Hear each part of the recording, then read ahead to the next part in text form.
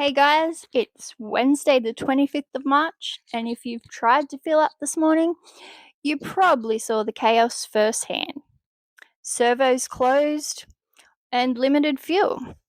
Now, the narrative says don't panic buy. But today, we learn that the government has been sitting on a national fuel emergency manual that suggests a $40 purchase limit at the pump. At today's prices, that's about 16 litres. That's barely enough to get a tradie across Sydney, let alone a farmer across a paddock. Ministers are distancing themselves from the cap, but hundreds of independent stations have already run dry. The red light isn't just on the dashboard anymore, it's flashing across the whole country. In New South Wales alone, over 107 stations have run out of diesel. In Victoria, 109 outlets are dry. Why?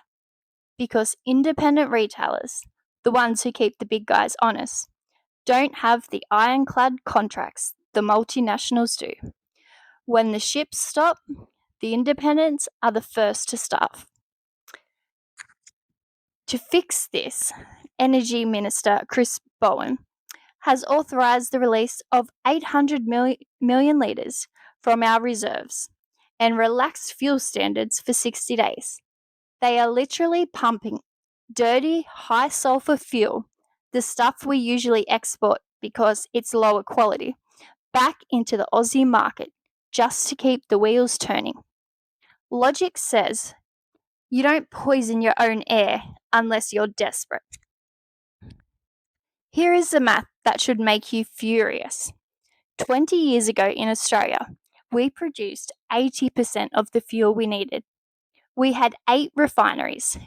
We were a fortress. Today, we flipped the script. Now we import 80% of our refined fuel. We traded our security for global efficiency. We were told it was cheaper to let Singapore and South Korea refine our fuel. But now, with 6 major shipments cancelled in a single week due to the war, we're finding out that cheap fuel is the most expensive thing we've ever bought. We're at the very end of the world's longest supply chain, and we're the first ones to be cut off. And it gets worse. The narrative says we have to import because we don't have enough oil. Ozlogic asks, then why are we shipping our own homegrown fuel overseas?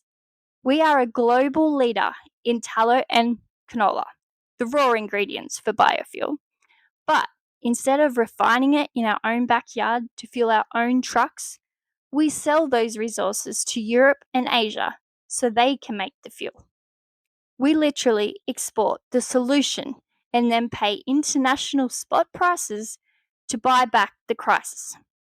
As one expert put it today, if we can produce even a bit more fuel in Australia, that just makes us a lot more resilient to these global price shocks.